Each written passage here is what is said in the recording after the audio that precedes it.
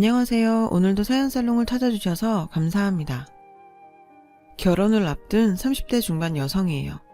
전 살면서 한 번도 결혼에 대해 진지하게 고민해 본 적이 없어요. 그저 때가 되면 남들처럼 다 하게 되는 건 줄 알았거든요. 그래서일까요? 결혼보다는 제 앞에 놓인 인생을 살아내는 데 더 열중했어요. 대학을 졸업하고 4년간의 유학생을 마친 뒤에 한국에 돌아와 취업전쟁을 치르고 취직한 뒤엔 일 배우고 승진에 매진했어요. 남들보다 뒤처지지 않으려고 부단히도 노력했죠. 일 외에 다른 건 포기하다시피 하고 살다 보니 일적으론 어느 정도 성과를 이루었다고 자부해요. 하지만 그렇게 숨가쁘게 달려오다 보니까 어느새 제 나이는 30이 넘어버렸어요. 아직 결혼이며 출산, 육아까지 뭐 하나 해결한 게 없는 상태로 나이만 먹고 있었죠. 반면 주위 친구들은 일찌감치 결혼해서 어떤 친구는 아이를 낳고 벌써 학부형이 돼 있더라고요. 뒤처지지 않으려고 앞만 보고 달렸는데 결국 해야 할 일은 하나도 못한 채 엉뚱한 데 시간만 쏟은 셈이 됐어요. 왠지 패배자가 된 기분이었어요. 그렇다고 꼭 결혼을 해야 한다고 생각했던 건 아니지만 상대적 박탈감 때문에 저도 모르게 결혼을 서두르게 됐죠. 그래서 발등에 불똥 떨어진 사람처럼 뒤늦게 결혼시장에 뛰어들어 주말마다 선을 보러 다녔어요. 취준생 시절 이력서를 쓰고 면접 준비를 하던 것처럼 최선을 다해 전투적으로 매진했죠. 근데 결혼은 노력한다고 해서 되는 게 아니더라고요. 책을 보고 전문가들의 코치까지 받아 엄청 준비하고 선자리에 나간다고 해서 꼭 결과가 좋은 건 아니니까요. 일적으로 몇 번 보고 끝날 사이도 아니고 평생을 같이 살 사람인데 그런 노력만으로 관계가 형성되겠어요? 번번이 실패를 거듭하자 하루는 저를 담당하던 커플 매니저가 학력을 낮춰보는 게 어떻겠냐고 하더라고요. 남자들이 고학력 여성은 좀 피하려고 한다나요? 그래서 프로필에 박사학력을 지우고 석사 졸업으로 올렸어요. 그러다 얼마 뒤 학사까지 학력을 내렸죠. 그런데 그걸로도 안 되겠는지 얼마 뒤엔 연봉도 조금 낮춰 적자더군요. 남자들이 자기보다 연봉 높은 여자를 부담스러워한다면서. 내키진 않았지만 결국 연봉도 낮췄어요. 그런데 이렇게 하나 둘 낮추다 보니 상대 남자들 학력이나 연봉도 함께 낮아지더라고요. 그래, 학력이나 연봉 몇 푼이 뭐가 중요하냐, 사람이 중요하지.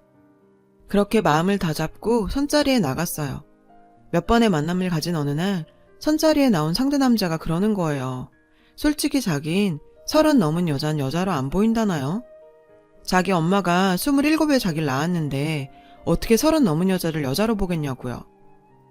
30 넘으면 아줌마죠. 안 그래요? 실실대며 이러는데 순간 열이 확 오르더라고요.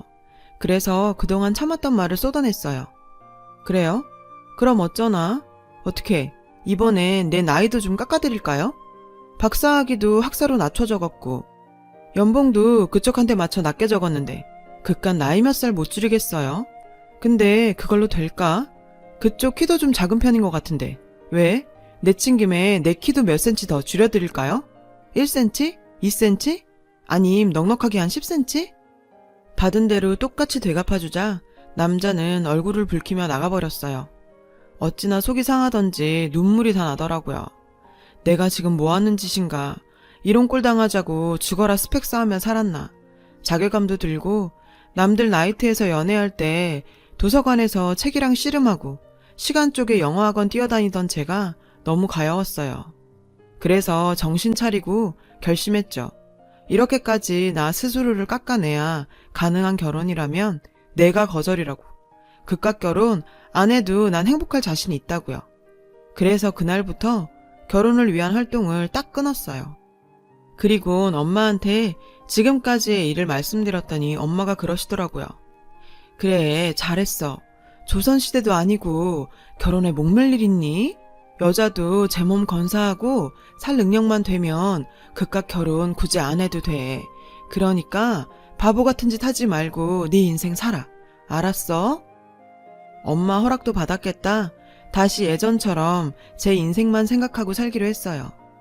그런데 신기하죠? 그렇게 선을 보러 다닐 때 마음에 드는 남자가 안 생기더니 막상 포기하고 독신으로 살자 결심하고 나니 바로 생기지 뭐예요? 그것도 돈 한 푼 안 들이고 앞집 아주머니 소개로 말이죠. 이 총각 외고 졸업하고 와이대 경영학과 나와서 예일대에서 MBA도 땄잖아. 외국계 금융회사에 다니다 지금은 외할아버지 회사에 다녀. 키도 훤칠하고 얼마나 잘생겼나 몰라. 자기랑 동갑에 학력도 딱이라니까.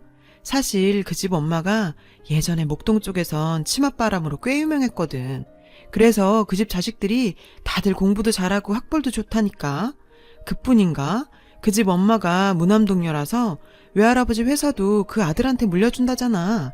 물류회사인데 재정도 탄탄하고 회사 규모도 꽤 된다나 봐. 내가 자기니까 소개하는 거지 아무한테나 이런 자리 소개 안 해. 어때? 생각 있으면 한번 만나볼래? 금융회사 다니다 외할아버지 회사에 들어가 일 배우느라 결혼이 늦어졌다며 일 때문에 홍기 놓친 게 저랑 비슷해서 잘 맞을 거라더군요. 솔직히 조건만 들었을 땐 나쁘지 않았어요. 아니, 오히려 지금까지 만났던 남자들 중 최고였죠. 그래서 마지막 선짜리란 심정으로 만나보기로 했어요. 며칠 뒤 금요일 회사 업무가 밀려 야근을 하고 늦은 퇴근을 하려던 참이었어요. 모르는 번호로 전화가 걸려왔죠. 받아보니 선보기로 했던 남자였어요. 야근을 하고 이제 막 퇴근하려던 참이라니까 그럼 만나서 맥주 한잔 하자는 거예요. 야근 후엔 시원한 맥주죠. 어때요? 마침 영은씨 회사 근처인데 저랑 맥주 한잔 하실래요? 솔직히 그날따라 맥주가 땡기긴 했어요. 그래서 그러자고 했죠. 그렇게 우린 선자리에 나가기도 전에 술자리에서 먼저 만났어요. 앞집 아주머니 말대로 키도 크고 훈남에 성격도 시원시원한 쾌남이더라고요. 덕분에 첫 만남임에도 불구하고 편하게 얘기 나눌 수 있었죠. 대화를 나누면 나눌수록 어떻게 이런 멋진 남자가 내 차례까지 남아있었을까? 여자들이 채가도 진작에 채갔을 법한 남잔데 라고 생각했죠. 그만큼 탐나는 남자였어요. 다행히 그쪽도 제가 마음에 들었는지 호감을 보이더군요. 그렇게 우린 누가 먼저랄 것도 없이 서로에게 끌렸고 만난 지 1년도 안 돼 상견례까지 마쳤어요. 둘 다 홍기가 꽉 찬 나이라 질질 끌 이유가 없었죠. 시어머님은 앞집 아주머니 말대로 목동 쪽에선 꽤 유명한 분이셨더라고요. 목동에서 나고 자란 입사 동기한테 어머님 얘기를 했더니 단박에 알더라고요. 어머, 나 그 집 알 것 같아. 여동생이랑 나 같은 학원 다녔었거든. 근데 괜찮겠어? 그 아주머니 장난 아닌데. 솔직히 당시엔 입사 동기 말이 귓등에도 안 들렸어요. 솔직히 대한민국 엄마들 중 자식 교육에 관계된 일이라면 유난 안 떨 엄마가 몇이나 되겠어요. 오히려 자식 교육에 신경 안 쓰는 엄마보다 훨씬 낫다고 생각했죠. 근데 이게 오산이었어요. 하나를 보면 열을 안다는 말이 괜히 있겠어요. 암튼 전 결혼 준비로 눈코 뜰 새 없이 바쁜 나날을 보냈어요. 그러던 어느 날이었어요. 주말이라 모처럼 목욕탕에 다녀오는 길이었는데 어머님한테 전화가 왔더라고요. 급하게 할 얘기가 있으니 집에 좀 들리라고요. 서둘러 준비를 하고 달려갔어요. 예단 말이다. 자질구레하게 이것저것 할 것 없이 쓸만한 거로 몇 개만 해라. 은수저 없어 밥 못 먹겠니? 칠석반상계 없어서 상 못 차리겠니? 괜히 이불이니 뭐니 주렁주렁 싸매고 올 거 없다. 자식 팔아 장사할 것도 아니고 이것저것 해오라는 시애미들 난 딱 질색이야. 안 그래도 예단 때문에 걱정을 했는데 어머님이 먼저 이렇게 말씀해 주시니 정말 고마웠어요. 그런데 그래서 말인데 이불이니 수저 세트니 그런 거 말고 내 백이나 해와라. 애들 드는 브랜드 말고 샤넬 정도가 적당할 것 같은데 어떠니? 물론 나이나 품위로 봐선 에르메스가 낫겠지만 나도 자식 키우는 입장에서 그 정도까지 바라면 염치 없는 거고. 순간 망치로 뒤통수를 맞은 것처럼 띵했어요. 기껏 생각해주는 것처럼 생색은 다 내더니 샤넬이 웬 말이에요? 근데 웃긴 건 그 다음이에요. 참, 요즘 예물은 다들 생각한다더라. 어차피 세트로 바리바리 맞춰봐야 촌스러워서 안 쓰잖니. 게다가 도둑이라도 들어봐라. 홀라당 잃어버리기밖에 더해. 죽 써서 개 주는 것도 아니고. 그러니까 그냥 신용만 해라. 이거 가져가서 네가 원하는 걸로 사. 어머님은 예물을 하라며 돈봉투를 건네셨죠. 어머님 앞에서 액수를 확인하는 건 도리가 아닌 것 같아서 일단은 받아서 백에 넣었어요. 근데 세상에, 집에 돌아와 엄마한테 돈봉투를 전해드렸더니 봉투를 열어보신 엄마가 깜짝 놀라시며 아무래도 사돈이 수표를 잘못 넣어 보내신 것 같다고 정중히 말씀드리고 돌려드리라는 거예요. 도대체 얼마가 들어있길래 그러냐고 물었지만 엄마는 대답을 안 하셨죠. 할 수 없이 제가 직접 봉투를 열어봤더니 글쎄 딸랑 10만원짜리 수표 한 장이 들어있는 거예요. 10만원이요. 그래서 바로 어머님께 전화를 드렸죠. 돈봉투를 확인해보니 10만원이 들어있더라고. 아무래도 수표를 잘못 넣으신 것 같다고 했더니 대뜸 어머, 얘 너 웃긴다? 너 무슨 애가 그렇게 돈을 밝히니?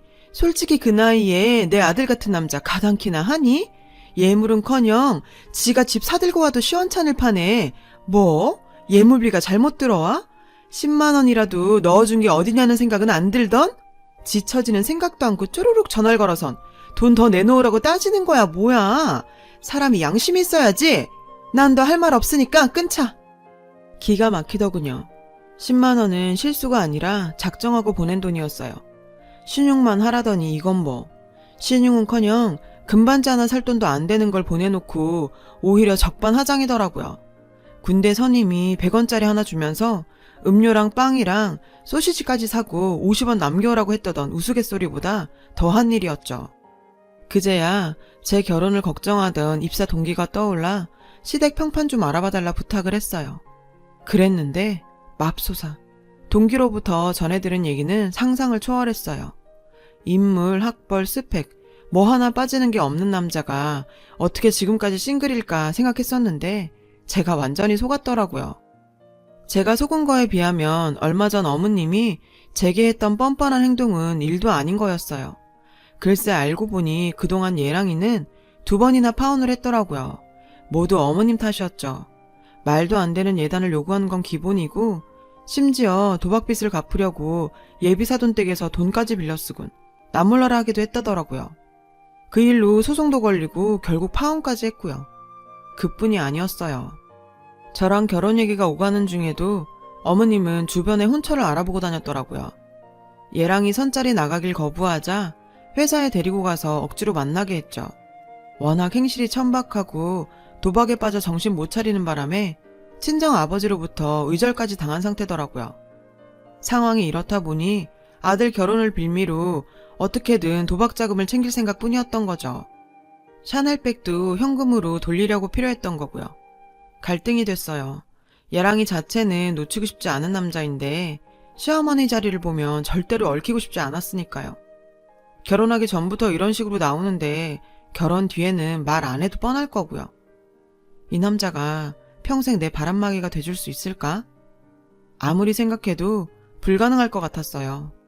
팔은 안으로 굽는다고 처음이야 제 편을 들지 몰라도 이제까지 파혼 몇 번 당하고도 지 엄마랑 살고 있는 걸 보면 자기 부모까지 버리며 절 택하진 않을 테니까요. 그렇다면 결론은 하나였어요. 파혼만이 답이었죠. 얼마 뒤 어머님한테 연락이 왔어요. 시댁 식구들이 모여서 주말에 저녁을 먹기로 했으니 이참에 와서 인사를 하라고요. 하지만 전화를 건 진짜 이유는 따로 있었죠. 예, 전에 말했던 샤넬백은 혹시 샀니? 다음 달에 모임이 있어서 말이야. 그때 들고 가고 싶은데 가능하겠니? 아, 샤넬백이요? 네, 준비할게요. 이번 주말에 갈 때 가져다 드리면 되죠? 제 말에 어머님은 좋아서 어쩔 줄을 모르더군요. 왜 안 그렇겠어요. 꼴랑 10만원 주고 수백만원짜리 샤넬백을 갖게 됐는데.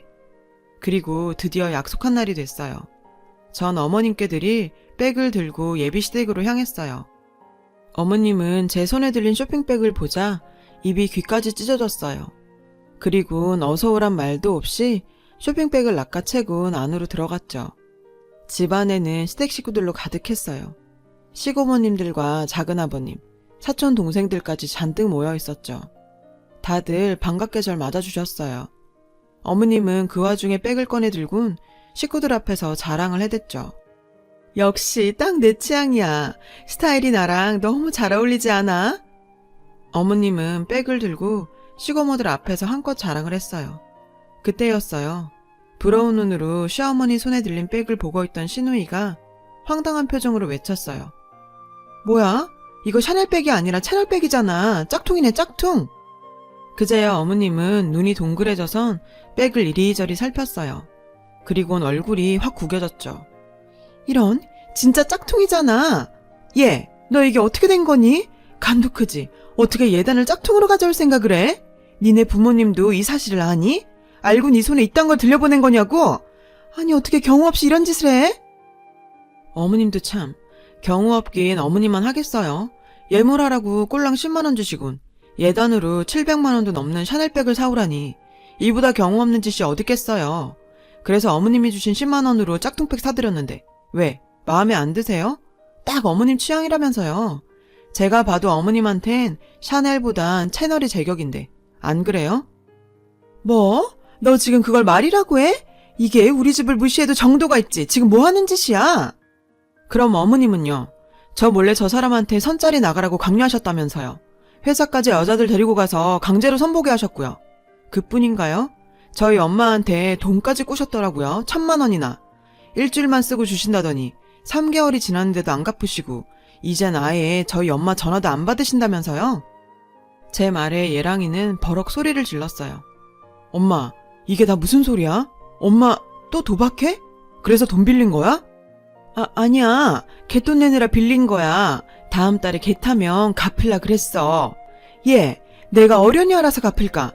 네 엄마한테 가서 전해라. 다음 달에 깔끔하게 정리해주겠다고. 남도 아니고 사돈지간에 그깟 돈 쳐내. 사람 우습게 만들고 있네. 어머님, 좀 솔직해지세요. 어머님 그 돈 도박판에서 다 날리셨잖아요. 그뿐인가요? 사채빚도 수억 있으시던데 어떻게 다음 달에 갚아주시겠다는 거예요? 설마 또 아들 선짜리 내보내서 여자 집에서 돈 뜯어내려는 건 아니겠죠? 그리고요, 툭하면 저랑 저희 엄마한테 아들 장사하려 드시는데 꿈 깨세요. 저요, 어머님 아들 안 사요. 제가 오늘 이 자리에 온 건 파혼 의사 전화로 온 거니까요. 생각해보니까 제가 어머님 같은 사람 며느리 하기에 너무 아까워서 도저히 안 되겠더라고요. 그러니까 하루 속히 돈이나 갚으세요. 결혼 빌미로 질질 끌 생각 꿈도 꾸지 마시고. 이번 주까지 제 통장으로 1,000만 원 입금 안 되면 사기죄로 고소할 테니까 알아서 하세요. 그럼 전 이만 가볼게요. 그렇게 전 파혼 선언을 하고 나왔어요. 예랑이 달려나와 절 붙잡았지만 전 이미 마음을 정리한 터라 뿌리치고 왔어요. 솔직히 예랑이도 믿을 수 없어졌었거든요. 급히가 어디 가겠어요. 믿음이 깨진 상황에 결혼은 무리죠. 암튼 적지 않은 나이에 파혼을 경험한 저는 앞으로 일에만 매진할 생각이에요. 그렇게 멋진 남자가 이 늦은 나이에 제 앞에 한 번에 왔다? 이상한 건 이상한 거죠. 불확실한 사랑에 절 걸기보다는 제 인생에 절 걸기로 했습니다. 열심히 살다 보면 언젠가 저한테 맞는 좋은 사람도 저한테 오겠죠. 편하게 생각하고 살려고요.